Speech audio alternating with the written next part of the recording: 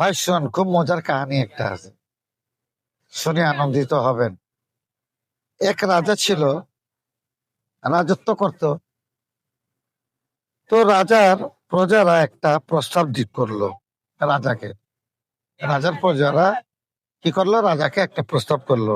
আচ্ছা, এরা বল এরা বলল যে, রাজা, আপনি তো সব মন্ত্রী বর্গকে নিয়ে হ্যাঁ রাজত্ব করেন, আমাদের দাবি মেনে নিন। আমাদেরকে নিয়ে তো কোনো চিন্তা ভাবনা করেন না, আমাদের দাবি একটা আছে, মেনে নিন। আমরাও তো মানুষ, আমাদের তো দাবি থাকতে পারে। তো রাজা বলল, তোমরা তো বিভিন্ন কাজের লোক। কি বললো, তোমরা তো বিভিন্ন কাজের লোক, তোমাদের কি দাবি আছে করো। একজন বলল, আমি নাফিতের কাজ করি। একজন বলল, আমি ধোবির কাজ করি। একজন বলল যে, আমি রাজমিস্ত্রির কাজ করি। একজন বলল, আমি কাঠ মিস্ত্রির কাজ করি। লো, আচ্ছা আচ্ছা আচ্ছা, তো কি বলতে চাও? বলে, আমাদেরকে কিছুদিন মন্ত্রীবর্গ বানাইয়ে নে, দিন যাপন করতে দেন, আমরা হ্যাঁ এটার স্বাদ নিতে চাই। তো রাজা বলল, ঠিক আছে, তোমাদের দাবি মেনে নিলাম। তো এই যখন নতুন একটা রাজত্ব বসলো, এদেরকে নিয়ে মন্ত্রী তো বসালো, তো তখন ওই যুগে নর্তকের একটা নাচ ব্যাপার স্যাপার ছিল। রাজারা নর্তকী দিয়ে নাচ গান করাইতো। তার নাম করা নর্তকী যে ছিল, রাজার নর্তকী, তাকে ডাকলো। ডাকার পরে বললো যে, আমার তো নতুন মন্ত্রীবর্গ সব বসছে, তাদেরকে নিয়ে আমি রাজত্ব করব। তো তার দাবি হলো যে একটা নাচ গান করার জন্য। তো নাচ গান করার জন্য ঠিক আছে, কি করতে হবে? বলে, আসবা, তুমি নাচ গান করবা। তো আসলো, ওই নর্তকী আসলো। নর্তকী মানে নাচনেওয়ালি আর কি। নাচনেওয়ালি আসলো। আসার পরে বলল, রাজা, কি করা?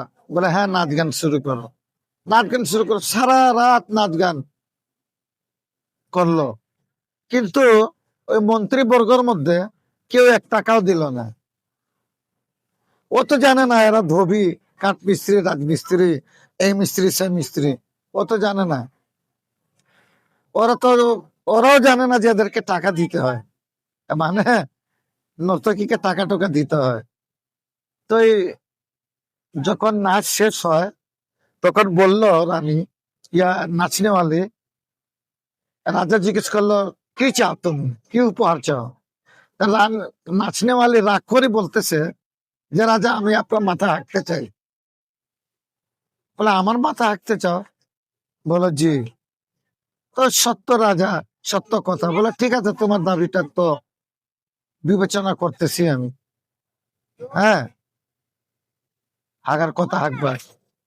তো এখন কি করবো, টেনশনে পড়ে গেছে। তো নাচনেওয়ালি তো চলে গেল। এখন ওই যে ধোবি, রাজমিস্ত্রি, কাঠ মিস্ত্রি, এই সেই, এদেরকে জিজ্ঞেস করলো যে, ভাই, এই তো কি করলো, কি বললো? আমি তো ওয়াদা করে ফেলছি, এখন এটা থেকে বাঁচতে হবে কেমনে, আমাকে বুদ্ধি দাও। ধোবি বলতেছে, আরে রাজা, আপনি কিসের চিন্তা করেন? হাগে দিবে, আমি আপনাকে ভালো করে ধোলাই করে দিব, সাফ করে দিব একেবারে। চুল কাটে যে বলে, যারা যত চুল আছে আপনার সব ফেলাই না পুরস্কার করে দিব। হাগক না, কি সব চুল ফেলাই দিব। কাঠ মিস্ত্রি বলতেছে, এরকম করে টয়লেট বানাবো কাঠ দিয়া, হাগলে আপনার মাথাটাই পড়বে না। তাহলে চিন্তা করেন তাদের বুদ্ধি আর মন্ত্রী বর্গদের বুদ্ধির মধ্যে পার্থক্য। এখন রাজা আরেক টেনশনে পড়ে গেছে। রাজা জিজ্ঞেস গেল, বলল যে,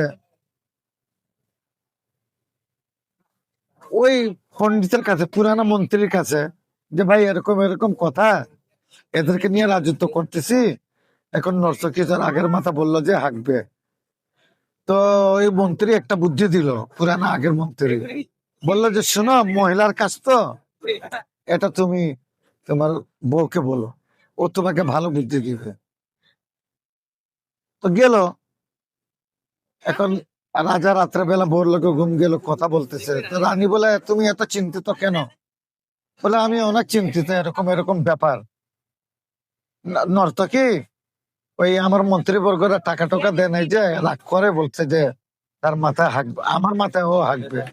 এখন এর থেকে বাঁচার উপায় তো আমি খুঁজে পাইছি। তো বলে এটাই বললো, বলে হ্যাঁ। এটাই ওয়াদা করলা, বলে হ্যাঁ এটাই ওয়াদা করলাম। হাগার ওয়াদা, বলে হাগার ওয়াদা।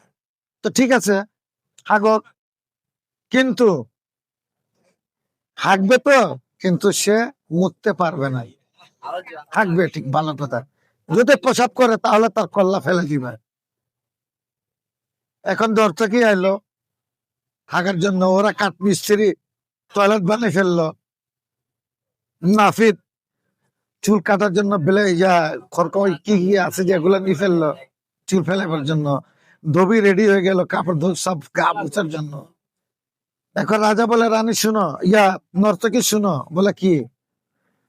বলে তুমি হাগার ওয়াদা করছিলে আমার লোকে, আমার উপরে, আমার মাথার উপরে তুমি হাঁকবা, এই ওয়াদা করছিলা, কিন্তু প্রসাব করবা করতে পারবে না, এরকম কথা হয় নাই।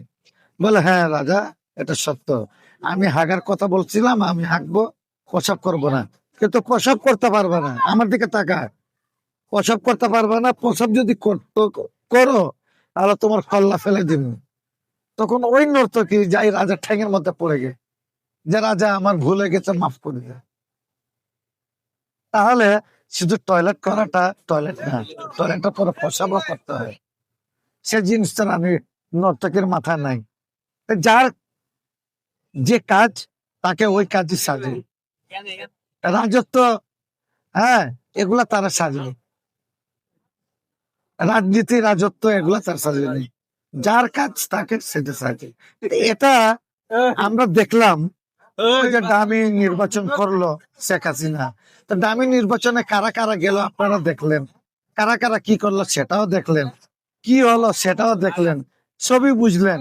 আমাকে আর বলার কি আছে, সব তো আপনারা জানেনই, বুঝেন। শুনেন, বুঝেন। এখন বর্তমানে যে ভোট কালকে হচ্ছে, সুন্দর করে একটা ভোট দিয়া ভালো একটা সরকার বসান, যেমন এই দিন দেখতে না হয়।